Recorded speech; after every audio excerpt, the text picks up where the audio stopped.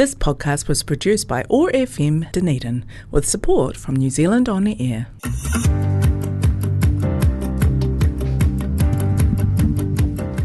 Welcome to What's News Dunedin, brought to you by Hazur Kebab, the radio show that spawned from the 21,000 plus strong local Oti Poti Dunedin What's News Dunedin Facebook group. The group that's been putting the social back into social media since 2020 with respectful adult debate and a sense of humour. I'm your host, Richard Knights.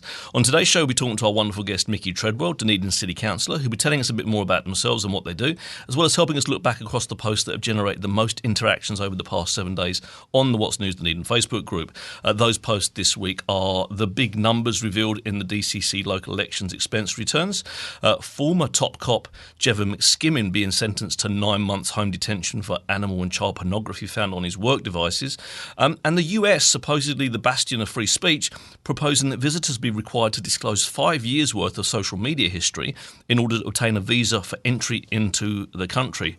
Welcome to the show, Mickey. Kia ora, Richard. How's it going? That's very good, thank you, mate. It's a horrible, horrible day out there. I'm glad to be inside in the studio in the nice and the warm and the dry. So, perfect day for radio. Yeah, absolutely. We'll try and bring some sunshine to the airwaves, even if there's none happening outside. So now, before we get started in the news and before we start talking about you, if you follow the page, and I know you're on the page, we have a Monday Monday post, which means we have bring our best dad jokes to the page on a Monday, and then whoever gets the most laugh reacts, and the science is as simple as that, the joke gets to join me on the show on a Friday, right? So we see whether it comes off the page into the spoken word and whether it's still funny, right? Because obviously it was found funny on the page. We'll see if this one makes it across the gap. And actually, this joke is from last week's guest, Hannah Butson. So they've jumped on, and Hannah was a very funny person last week, and they've jumped on and they've won the Punday Monday as well. So which is fantastic. Max Reed normally wins. I see. Well, I mean, as a father to a young boy, dad jokes are very close to my heart. So exactly. So let's see if this one works. I knew a guy who collected candy canes.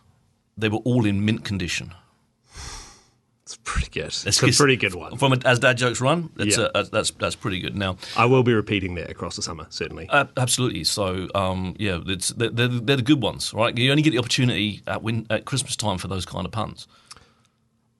I mean, I'm pretty liberal with my use of puns. Like, this is an indictment of my character, but I certainly don't restrict them to Christmas time. No, that's fair enough. That's all right. Absolutely. So anyway, just to get you warmed up into the show, we have our 3 pop questions, which basically are questions that I've designed and my wife has designed to get under the skin of our guests, to find out exactly what we need to know about them as human beings, and for the world to know exactly how they roll. Now, first question, cream teas, where you have a scone, you have jam, you have cream. What goes on first, the jam or the cream? The jam. I like that. I like the decisiveness of your answer, because it is absolutely right. That's correct. That's correct. It is the way to do it. Well, I mean, what do you? I'm applying jam with a knife, right? So if you're doing the cream first, I just don't understand what you're even applying it to. How can you do that? Like it's going to slide off, right? Yeah. The science does not support the cream first, jam second mentality. It simply doesn't. It's bad architecture. But there's a whole county of people in the UK, in Devon, that think that you need to put the cream on first, and they've even called it Devonshire cream tea. I mean, they've named it, but it's the Cornish cream tea that I go for, which is the other way around. Well, my I fuck up back to Cornwall. So there you go. Maybe it's there you go straight away. Like, clearly, that's in your genetic makeup that it's jam first, jam first, jam first. Yeah, and look, I've got nothing against the wonderful people of Devon, but no one's perfect, you know. No, exactly, absolutely. You know, it's the little things that, you know, those little the foibles that we love about people. Exactly, so, and that's all part of the rich tapestry of life. Absolutely, and that's the only question you can get wrong on my show. So from this point forward, you're in the clear. All right. So second question: who is your favourite Teenage Mutant Ninja Turtle? Donatello. Yeah, there's no wrong answers. I mean, I'm looking. You're looking confused, but there are no wrong answers when it comes to turtles. I'm going to be honest. I don't remember which is which, but Donatello was the most fun name to say. Yeah, exactly. There's nothing wrong with that. Nothing wrong with that. You could have even gone for Master Splinter, the giant rat. We'd have let that one slide as well. He's not a turtle. He's not a turtle. He's not a turtle. Anarchy in here. But but like I say, it's like it's one of those things. Now the third question is a thinker. So you don't have to jump right in. I mean, if you've got the answer straight away, go for it. But I mean, I can give you a moment. Would you rather always feel sticky or always feel itchy? This is I love would you rather questions. I feel like this is made for me. Rather always feel sticky, always feel itchy. I reckon sticky. I think I could eventually, become resigned to being sticky, whereas itchy feels like an endless torment.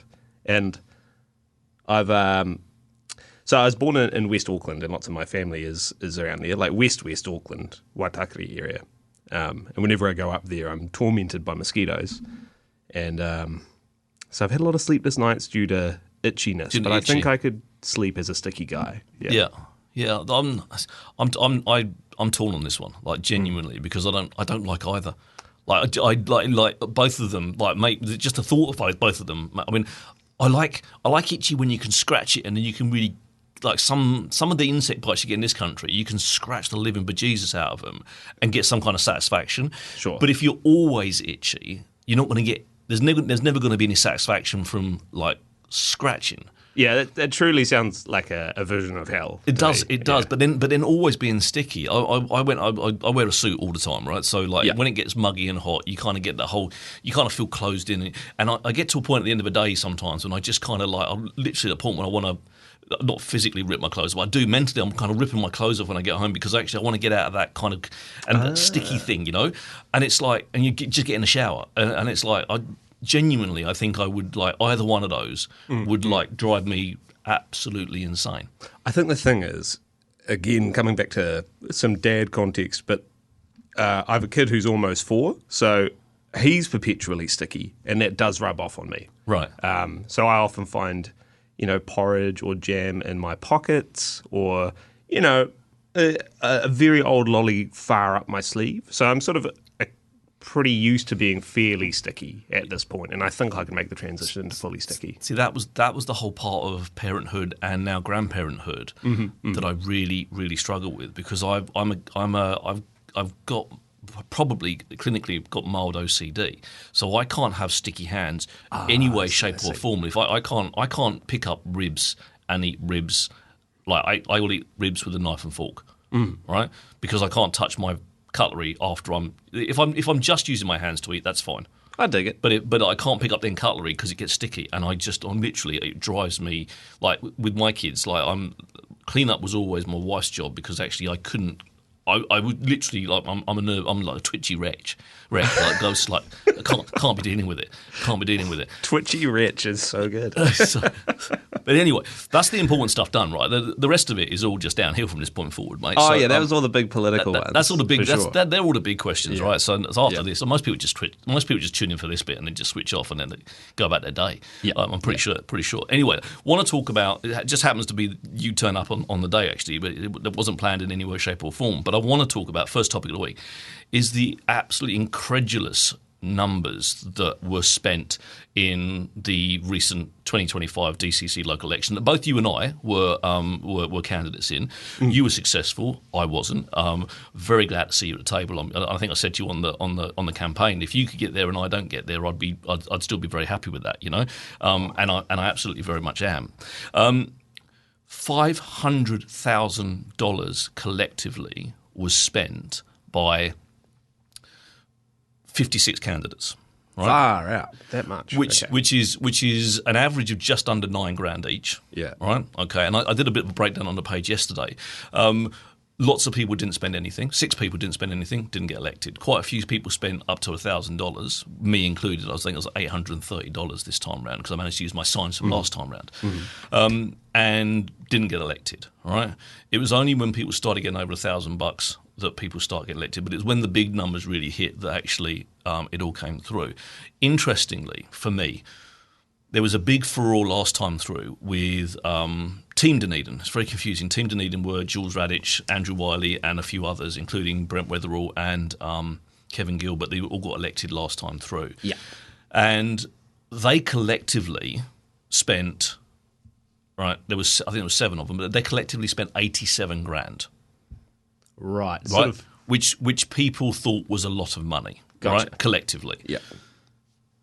This time round, Future Dunedin have spent 200 grand. So they spent 40% collectively Was it 200? I for some reason in my head I had sort of 150 odd. But Well, my mind might be 158 if you just look at what they consider to be joint future Dunedin spend. But when you add up all the candidates totals, when you actually add the individual, so anything extra spend. that they brought, that total spend was 200 grand. Right. Okay. So some people spent a little bit of money on top of the 17 and something thousand that was future Dunedin collective spend.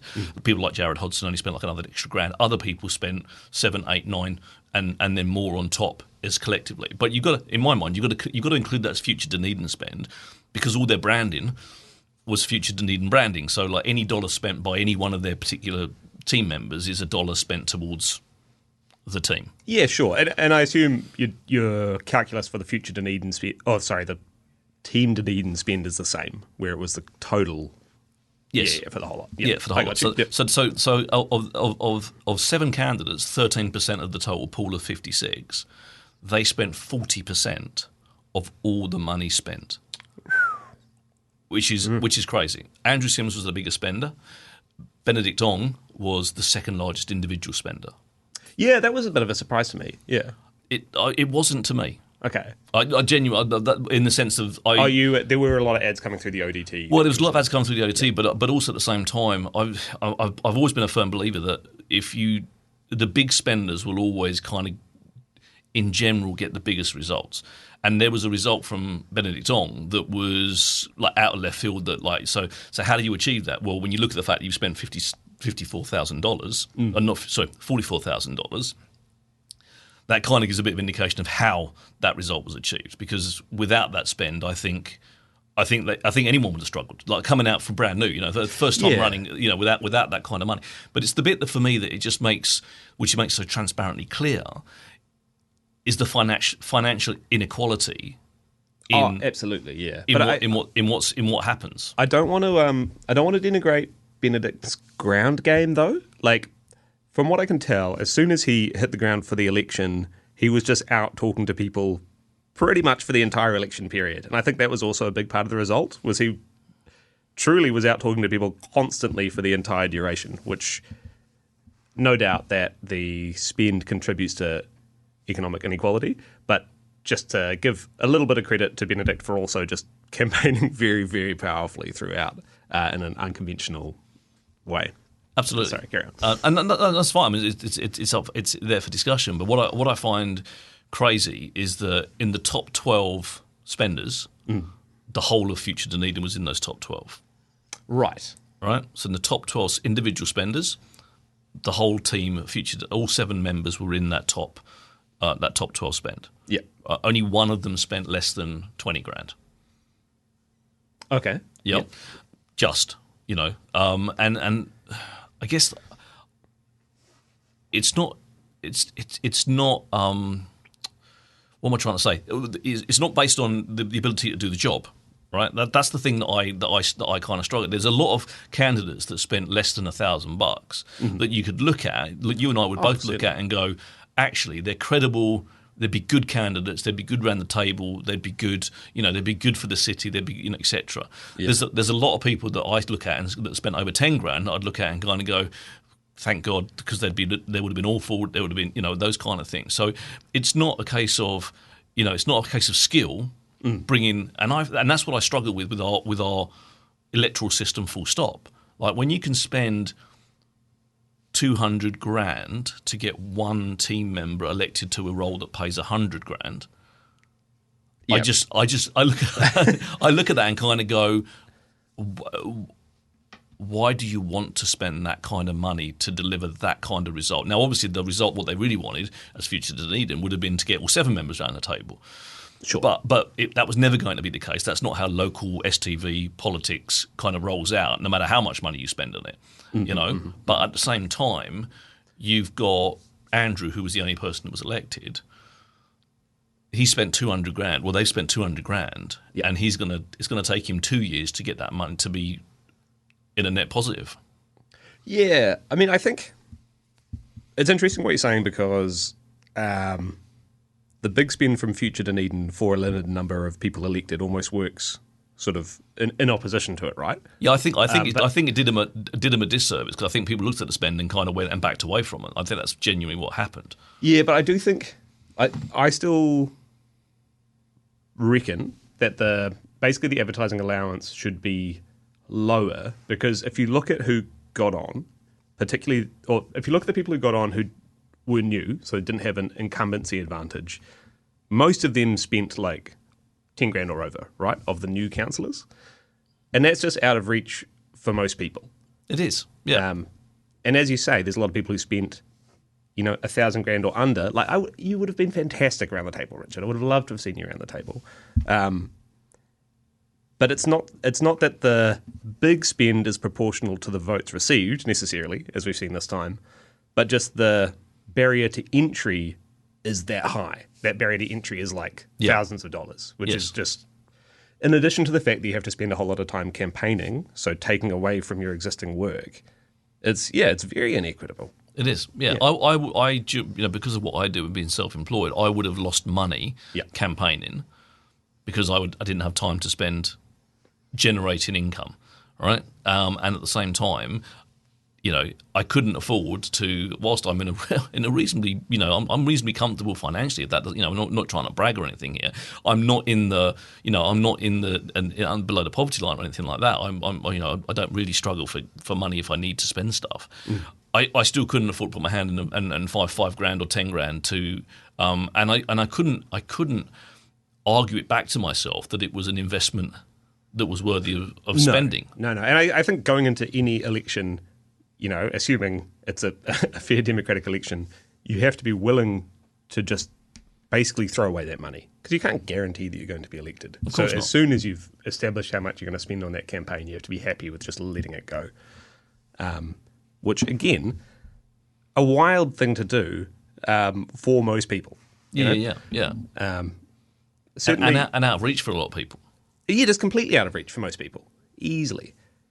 Yeah, I mean, the way that our campaign ran, I think every member of the Dunedin green ticket candidates lost money because of taking time off work, and then we funded our efforts through a very events and fundraising based campaign. Yeah. So I think if you look at the expenditure breakdown, it's sort of credited to costs from the Ōtepoti Greens and costs from the Green Party. And those Ōtepoti Green costs, it's not as though the branch just paid for the costs. That's money that we, as the candidates, raised in order to use it through the Green Branch. Yeah. But that's sort of by the by. We again were all in the position of sufficient privilege that we could take time off work, and we also had that existing kind of infrastructure to help with campaigning and fundraising. And it's just, that is a really unusual position to be in. So I would love to see it made more accessible, and I think a way of doing that is by lowering the allowed spending. But also, it's the whole process is quite complicated and unapproachable, and having it standardized across the country would help a bit with that. Like our central government elections are run through the Electoral Commission, so you get these whole nationwide campaigns, which means everybody's kind of up with the play.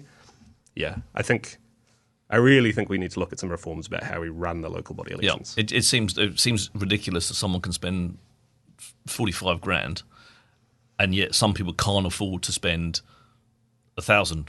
$1 grand. It's just the inequity there is mental. I want to move on. It's fully anti-democratic. Yeah. I want to move on to the next one. I was running out of time. We could talk about this all day probably.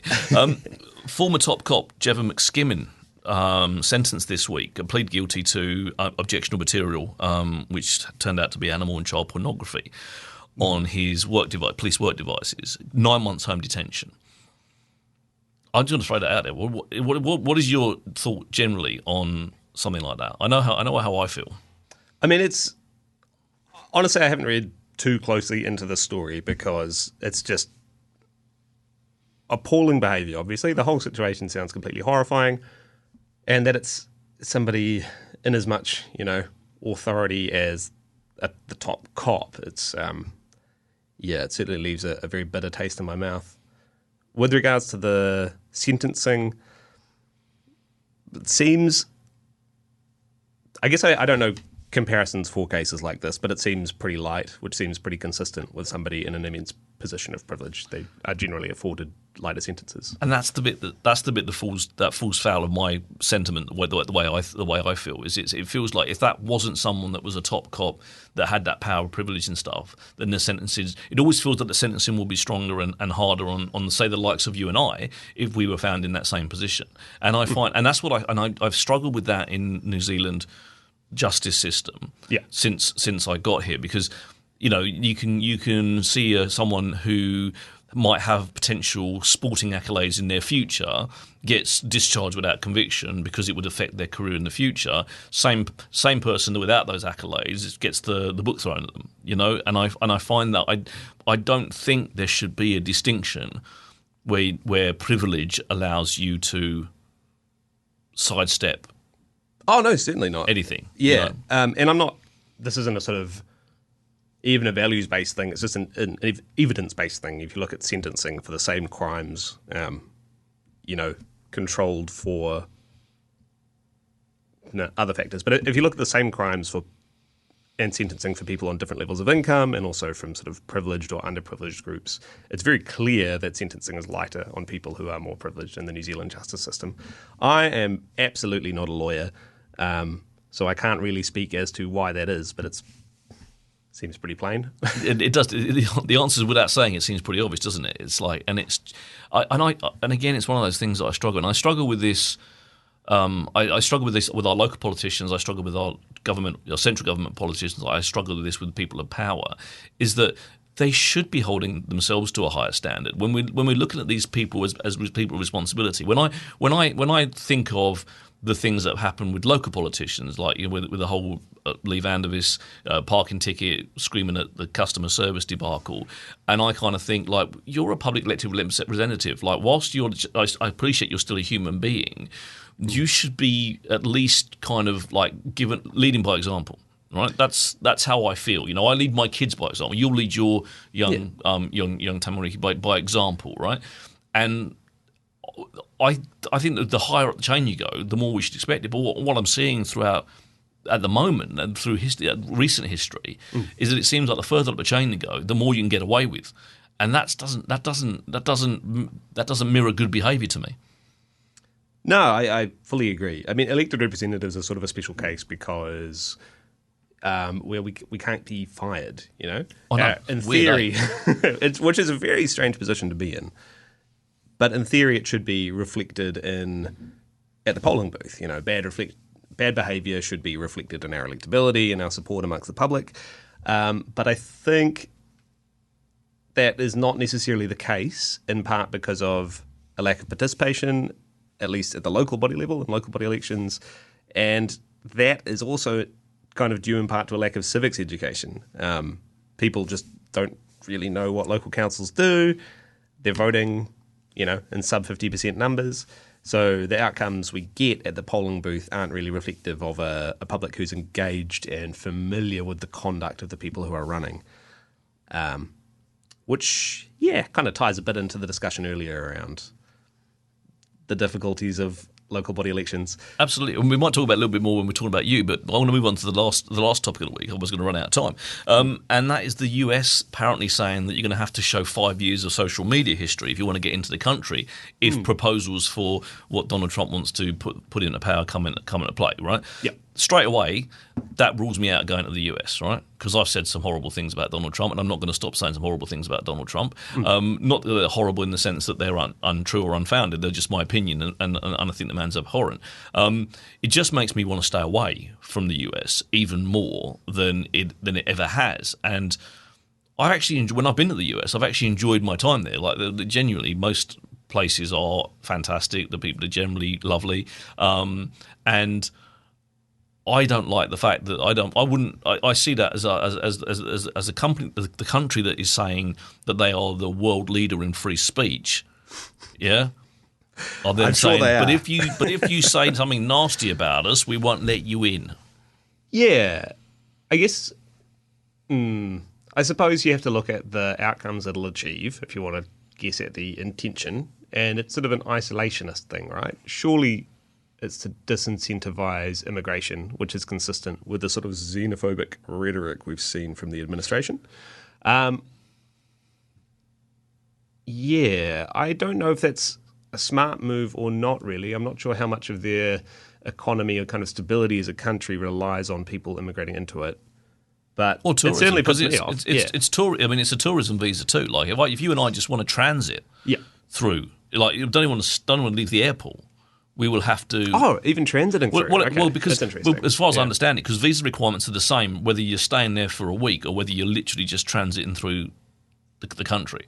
Now, as I understand it, official advice is already, if you're going to the US, take a burner phone. But is this suggesting that you would actually have to log in and show social media associated, even if it's not on your phone? There's a method. No, you have to disclose your history as part of the visa application process. Oh, okay. That's pretty mad. Yeah, exactly.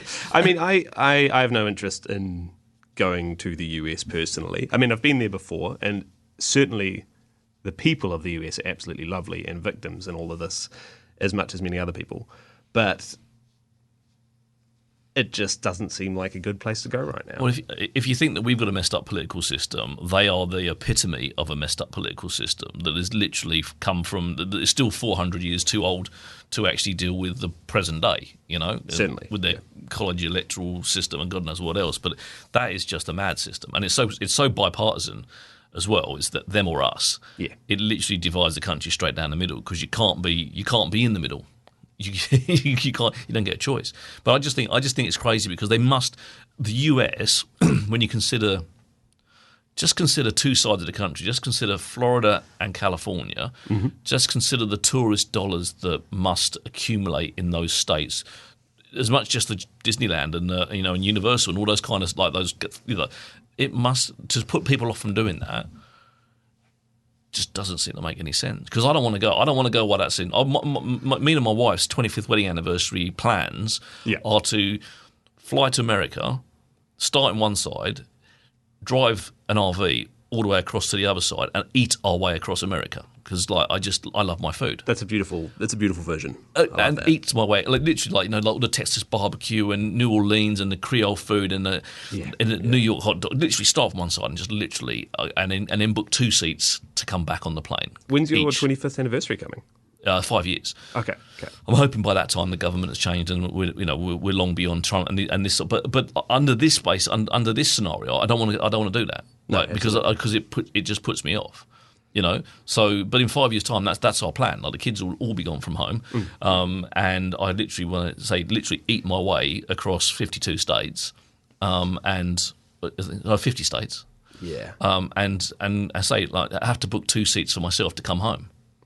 Yeah, I mean, I just don't think it's a decision that's being made by smart people. Well, people with with a sort of long-term interest or kind of thinking about the economic rationale in that way. I think it's a thinly veiled anti-immigrant sentiment, which is sort of to embolden the racist base of the authoritarian party in power. To be frank, so yeah, I don't think it's a good move. And I think people will suffer because of it. And I also think it'll hurt the US economically, probably. But the people in power don't necessarily... Well, the people in power certainly don't feel the effects of that. And whether or not they feel it at the polling booth remains to be seen. Because the airline's going to suffer too. Because now I'll have to go via Asia to go home. If I'm going back to the UK, I had 2 choices. I could either go via China, Singapore, those kind of places. Yeah, or Houston? What was that? I've done a stopover at Houston. That's America, obviously. So I've got that choice to go LA, Houston, or one of those ways. Mm. But if it's affecting my transit, I can't choose the LA option flights. I'm going to have to go round the Asia side. So that's going to affect passenger numbers on American-based airlines because normally you do the first half on an Air New Zealand flight. Second half tends to be on a, American Airlines or whatever it might be as the connection from whatever city you land in to London, for example. And I'm just using that as one example. But who knows? Yeah, I don't think it's had a lot of thought. I don't think it's had thought as the economic ramifications. Probably, if I had to make draw economic conclusions from it, they would be, I suppose, the airline lobby is not that strong over there, perhaps. No, they don't have enough guns. Yeah, perhaps so. That's not, perhaps if it was the NRA, then there'd be just like that just wouldn't happen. Yeah, that's the thing. There's clearly, moneyed interests have an impact on the political decisions that are happening, no doubt. Now, talking about driving across America and eating myself a 10 ties is too big, we're going to get a quick word from our wonderful sponsor. Have you checked out Hazur Kebab yet? It's your go-to for a delicious lunch, a tasty dinner, or anything in between. Order online to save time and pick up some delicious, authentic Turkish cuisine in just minutes. HazurKebabCafe.co.nz. Dine in or take away at 906 George Street. Now, I'll say this in the politest way I possibly can. You look like a man who enjoys a kebab. I take that as a compliment, and that is accurate. I'm a huge kebab fan. Have you eaten at Hazur Kebab? I have eaten at Hazur Kebab. And can you tell us how fantastic it is? I rate it. Good falafel, which is actually kind of, falafel can be hit and miss. Yeah, well, see, I had this conversation. Every time when people mention falafel, I have this conversation with people because, I Mustafa picks my food because otherwise I'd eat the same thing right every single time because I just know what I like and I like what I like. And what's your order? Normally we'd be a mixed meat and salad and chips. Gotcha. Right? So big, but because that's all I said to Mustafa, you choose what I have. So he just he picks stuff for me now. All right. The other day, he was kind of struggling for what, because I've been there so many times, he's kind of gone through the menu and come back round again. Yeah. And he did me a chicken and falafel kebab. Now, I would never have chosen that in a million years because whilst I don't dislike falafel, it's never like front of mind. It was glorious. Like, genuinely, It was glorious. And it was like, I was so surprised by it. And I shouldn't be, but I was. But that's why I get him to pick my food, so that I get that kind of like those experiences that I wouldn't get because I'd never have chosen that. Right. Yeah, see, I'm the diametric opposite. Whenever I go to a place and there's something on the menu which I haven't seen or I haven't had before, then that is immediately what I'm going to. I was at a wedding the other weekend and it was a glorious wedding, and they had a real fruit ice cream set up, right? And so what do you think with like real fruit ice cream? There'll be like, your banana, your blueberry, your strawberry. They had orange, like frozen granulated orange. Ooh. And I was like, absolutely. That's the only option for me. Yeah. And they served it to me, and they looked at me and they said, "That's weird." And I was like, "You're selling it. What are you talking about?" What do you mean? What do you mean that's weird? Like you put it on the menu so you expect no one to buy it? Yes. Or to partake in it? Yeah, I kind of love that attitude. And not great. I can see why it's not a common serving, but now I know. But yeah, exactly. At least you got that experience. Exactly. But I'm a creature of habit, like completely. And I think it's got something to do with my OCD. But I've kind of now I go to places, and I've been trying to do this more often. Actually, what do you want? So I said, well, what would you recommend? And just throw something out because I know I'm going to like it because I like food. Yeah, I love food. I like just anything. Like, it doesn't matter what it is. Like, I'm the guy that's going to eat spiders and eat crickets and stuff. I'm not fussed by it. And if I like it, I like it. It's as simple as that. If it's got coconut in it, don't like it so much. If it's got onions, not a fan. Coconut and onions are my two things. But if they're in cooking, then then I'll still eat it. Right. So if it's like a Thai curry with like full of coconut flavour, I'm all right with that. It's just that devil's sawdust desiccated stuff, the textural thing. I got you. They put in everything in New Zealand, like literally like custard squares. Lamington. Can't eat a Lamington. Yeah. I was like that devil's sawdust in my mouth afterwards, revolting. So when I was a teenager, I struggled with some foods, like capsicum. For some reason, it like kind of disgusted me. But I read, or I was told this by like a frustrated parent, that if you can just eat 9 portions of something, small portions like a mouthful, if you can just sit through and eat 9 portions of something, then you can get rid of your dislike of a food. You can just kind of meme yourself into it. And so I did this systematically. I got a capsicum and I cut it up into 9 slices. And I worked my way through it. And I did the same with onion. I did the same with a couple of other foods. And it totally worked. I don't know if it was... I was expecting you to say, and it didn't work. It fully worked. So I'm just saying, I reckon... line yourself up some rails of desiccated coconut one day and just give it a try. just the thoughts making me like go back to that sweaty and itchy thing. I'm getting both. I'm getting both at the same time. Sticky and itchy. Sticky and itchy. Itchy. Like, anyway, we're not here to talk about me anyway. We're here to talk about you, Mickey Treadwell. So give us a bit of the 5 minutes Cliff Notes version. Some people would have heard you on a campaign trail. So some people would have, and myself included, would know a little bit about your background and where it's come to. But I'd be very interested to hear how you how your journey that got you to where you are, because obviously it's you're for politics you're a young human being.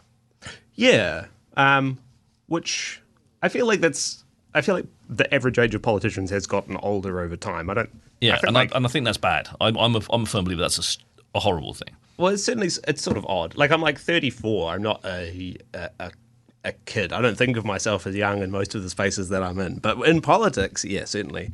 So are you interested in kind of my road to local body politics or politics generally? Yeah, your road in life, mate. I mean, at the end of the day, this is your half hour, so you use it wherever you want to go with it. It's like I'm just interested to see where you've come from and what's got you. What makes Mickey Treadwell Mickey Treadwell? For sure. Well, I was born West Auckland, in a place called Bethells Beach, or my parents were living at a place called Bethells Beach.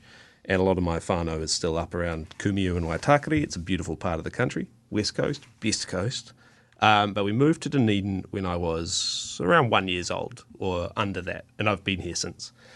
My parents moved down for work. My mum worked at Kids TV, which was filmed out Green Island. There's a beautiful, I think it's like a church now, right? But there's a glorious building in Green Island, which used to be I think a theatre at some point, but it was the Kids TV recording studio where Susie Cato's show was filmed. Yep. And my mother was a puppeteer on that, and possibly other odds and ends.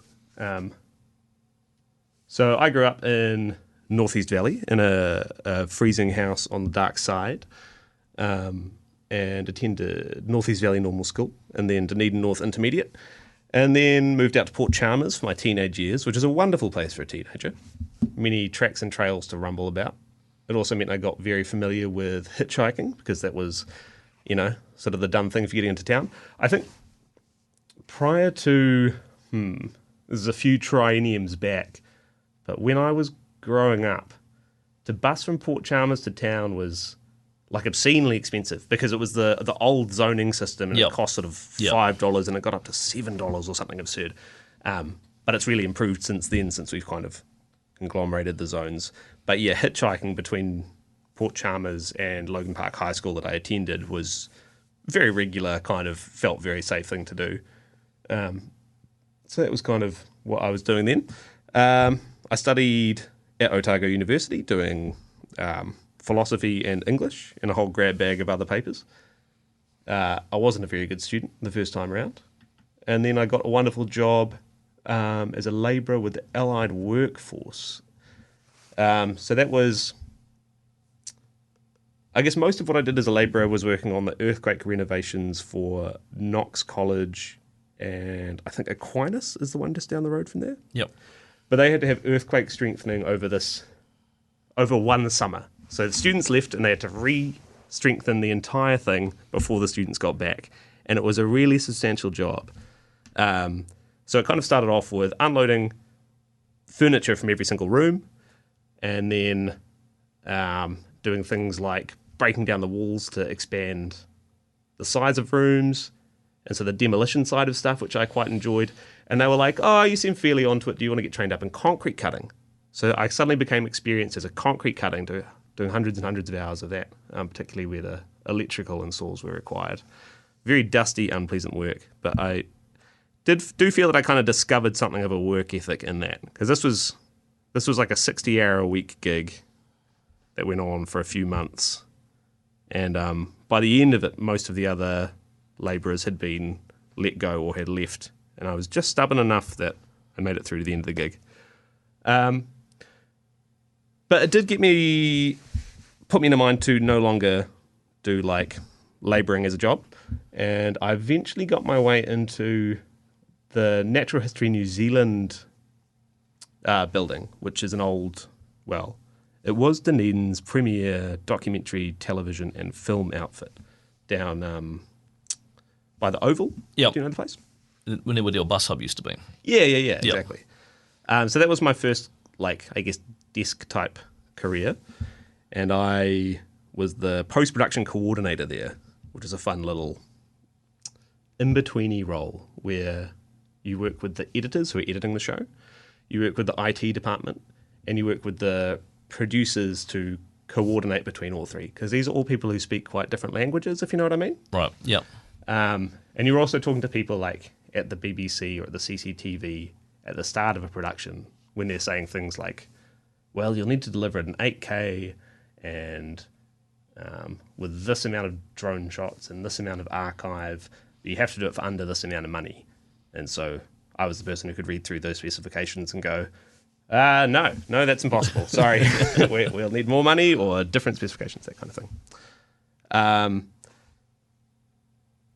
Eventually, it sort of felt like the writing was on the wall a bit for terrestrial TV, and I ducked out of that position and retrained in computer science. Right. And then had a stint at Education Perfect, the remote learning platform housed in Dunedin. Yep. And while I was doing that, I was also working with a group of friends on the concept for a video game, which we put together as a pitch, and then we pitched that to the newly formed Code or Centre of Digital Excellence, and managed to get sort of seed funding to begin a company on that, at which point I left Education Perfect and moved into working in video games full-time. Right. And that's what you do? And that's what I do now, or up until Councilor. Yeah. So that's sort of a condensed employment history. There are a few other bits and pieces in there, like I taught game design at the Polytechnic for 2 years. I was also lucky enough to be a documentarian for the Otago Chemistry Outreach Team, and also Te Wānanga o Aotearoa in collaboration with the Science Outreach team. But yeah, so that's kind of my professional background. In terms of politics, I think I got more involved with politics after the 2023, or around the time of the 2023 elections. So I hadn't been by any means apolitical. I'd sort of done a bit of work in union activism and workplace activism. But in terms of, I was very, very cynical about electoral politics. But after I worked a bit on the 2023 campaign for the Greens, just sort of door knocking and leafleting. And after this current government got in, I thought, okay, a lot of people are feeling really hopeless or defeated about this. But that seems to me the time to actually get more involved and start really putting in the work. And so I got more involved with the local Greens branch. I started watching council meetings to understand how that worked a bit more. And so you're a glutton for punishment, basically, because I've watched a few council meetings in my time too, and they can be painful. Yes, yeah. I mean, I think the thing about them is, around the table, the councillors actually probably more often than not, it's a unanimous approval. Absolutely. But those things don't take up time with debate. No. So, and they don't take up column inches in the paper either. No, exactly. So what you spend time observing or being a part of in the chamber is the stuff which is controversial and difficult and sometimes quite painful. So what have you been doing for like the first, like, you elected in October, so what have you been doing for that period of time? We're only in December, and I've seen a couple of meetings which from an observer's point of view, right, and if you can take this back as feedback to the powers that be, when you're watching 15 adults bicker about grants that shouldn't be being spoken about, because actually there should be a subcommittee that's probably dealing with that kind of stuff, and talking about whether one particular company gets something or one particular company doesn't get something, and all 15 people almost speaking to every single one of those kind of decisions, it genuinely feels like sticking nails in your eyes kind of TV, right? It's the kind of thing that if I was in the meeting, I'd have probably walked out of the meeting multiple times to go and sort of like go and punch a wall, come back, and then kind of try and sort of calm down again.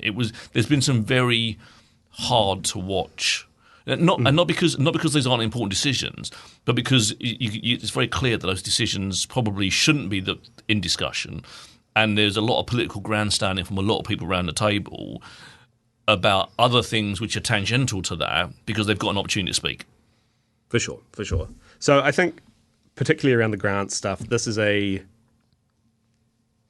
essentially a teething problem of the new governance structure, right? Because the Mayor made the decision to dissolve the existing committees, including the Grants Committee. This was the tranche of grants that were coming through before something else had been put in place, and therefore legislatively had to come to the whole of council.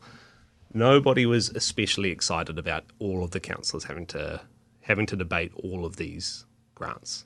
It's just, it takes so much time, and also in some cases, you're being asked to consider things which you don't have a lot of experience in, and that's even more time if you want to do it properly and do the research and learn about the people involved. So, yeah, I mean, you could just look away. I did have that. It was really luxury. difficult, and I think the case was really made there for some change, some version of a grants committee, something else, because it's just not a sustainable way of us doing grants, and grants are a really important thing absolutely across the whole city to all kinds of community groups. Those rates relief grants, those waste mitigation grants, they have an incredibly outsized impact in terms of the money spent. Absolutely. So they're a really important part of what the council does, and also something which you can't have every single councillor be involved with the decision making on. It's just pragmatically impossible. In terms of what's been going on at council since October, a lot. I mean, there's been a really good induction program, I would say, where we've had things like a great Te Tiriti training session where we've gone out to check out various council-owned facilities and properties, where we've gone to see things like have a good look at Kettle Park, so that when we're discussing the remediation, people know, they have a picture in their mind, they know what we're talking about. We've looked at all the water treatment plants, the wastewater and the stormwater plants. So we've really been getting familiarised with, particularly us new councillors, familiarised with the actual things that we are responsible for. So that's some of the time. So without pointing the finger, and I don't want you to name names, are all of the new people turning up to all those things all the time, or do people choose? Are they compulsory, or do people choose to turn up to them or not? People choose to turn up to them or not. Most of the new councillors are pretty rigorous in their attendance. But yeah, without naming names, there are definitely councillors who turn up to very few. And some that are regularly in attendance. And you can probably deduce those just by sort of looking at social media or reading up on them. I'm a huge nerd for it, so I'm pretty much always there. Always there for everything. Love a field trip. Who doesn't? Oh, exactly. Yeah. They're a wonderful thing. But yeah, I mean, also often there's legitimate reasons to not be there if somebody has a prior engagement or they're sick or whatever. But yeah, the attendance is varied, but the new councillors, by and large, are really getting stuck in that area.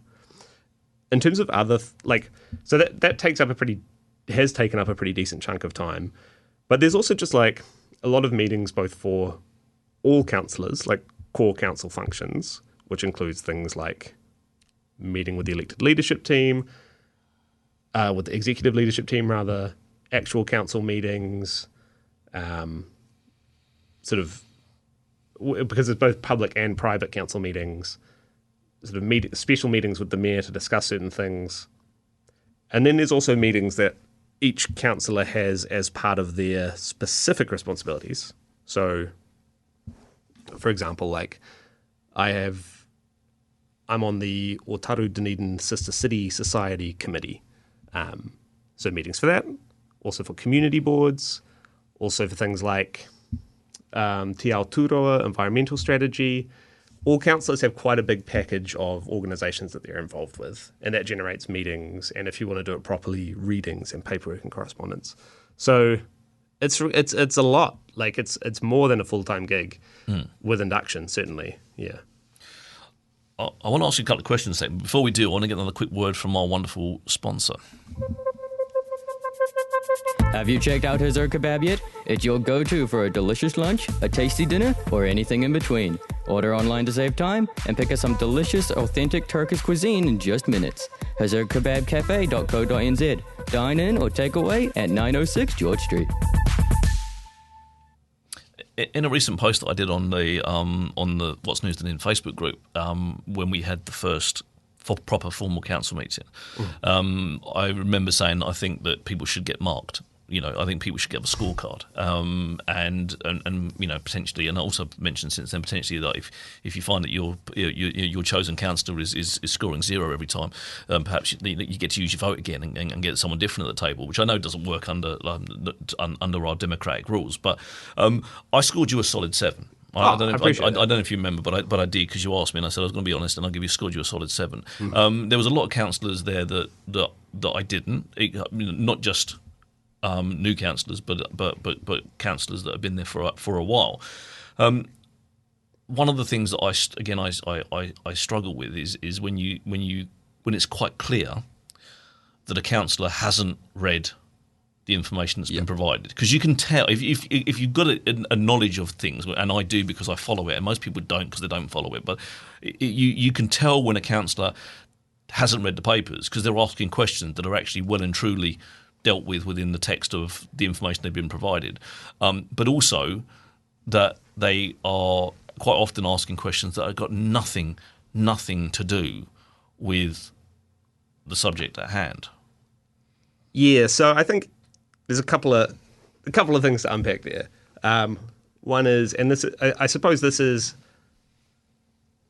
I'm becoming horribly cynical. I'm going to try and avoid this, and having a little break over Christmas will help, but I'm becoming cynical very, very quickly within this role. But one of the things is, it can be that the councillors have read the paper, but they ask these questions anyway, because these are public meetings which are recorded and are quotable. Yep. So it's an opportunity for performance and electioneering. I'll try and keep it that as the most cynical thing I'll say about it. But yeah, it is usually apparent when people haven't read the paper. And I would suggest, firstly, reading the papers, but secondly, not taking up the question time with questions if you haven't. Yeah, I would think of that as straightforward. You've had a couple of long meetings that I looked at and kind of thought, and I followed them throughout the day, and I genuinely thought, like, you guys could be out there in half the time if some of the irrelevancy was right. I don't know how you manage that. I'm not suggesting for a second that people don't have the opportunity to speak, but it almost seems like there is that some of those days have been consumed by the irrelevant rather than the stuff of importance that you actually that we're paying you to manage. Yeah, well, to be fair, there's always going to be a tension between what people consider to be governance matters and what people consider to be operational matters. And there might be something which I think clearly this is an operational thing. We don't need to be questioning this. Let's just move on, which is up for debate. A lot of that tone is set by the chair. So, if something is truly irrelevant, then the chair can move it on. Or even if councillors really wanted, they could call a point of order for irrelevancy, but that's quite a rarely used sort of mechanism. I do suspect less time will be taken up with those type of discussions as we move further on. I kind of think it's just people figuring out the balance of what. At first there's the temptation to say yes to everything, go to every opportunity, question everything, which firstly isn't sustainable, and secondly, I would argue, isn't necessarily the role. There is also, coming back to that sort of first more cynical point, often people want to question or grill people in the chamber for sort of electioneering reasons, and hopefully we'll see a reduction to that as well. I think some people have started campaigning already. I think some people never stop. I think that's possibly. Now, with a minute and a half to go, and I told you this would go quite quick. My God. I know, mate. That's wild. Yeah, sorry. I've got one last question for you. Yeah. Is it what you expected, and are you enjoying it? Second question first. Yes, I am enjoying it. First question, it's not quite what I expected. I think I expected it to be a bit more boring and procedural, but it's really real politics in the wildest sense of that. There's a lot of personalities, there's a lot of communication, there's a lot of drama, more perhaps than there should be. But yeah, it's more the volume is higher than I expected it to be. I'll say, yeah. Awesome, and that is that, mate. That is where we're gonna end. I'm gonna wish you a very Merry Christmas. You're more than welcome to come back in 2026 and join us on another show. But thank you for taking part. You're so welcome. I honestly cannot believe how quickly that flew by. We need to have just a pint and a catch up sometime and a chat, Richard, because I could do this for another 3 hours. Exactly. Sure. Anyway, you just sit there while I round it out. But great having you on the show. It's been lovely. Thank you so much, Richard. Well, that's a wrap for this week. Thank you for tuning in. I've been Richard Knights, and you've all been wonderful. Remember, if you're looking for a robust, respectful adult debate about all things local and further afield, and a welcoming online community that doesn't take itself too seriously, come and find What's News Dunedin on Facebook and join our fun. On next week's show, we'll be talking to Jen Olsen from Climate Liberation Aotearoa, and look forward to seeing you next Friday at 12 on OAR FM. And if you want to listen to the show again, or simply share it with your friends, you can find the podcast at oar.org.nz, or even on Spotify, YouTube, or your favourite podcast provider.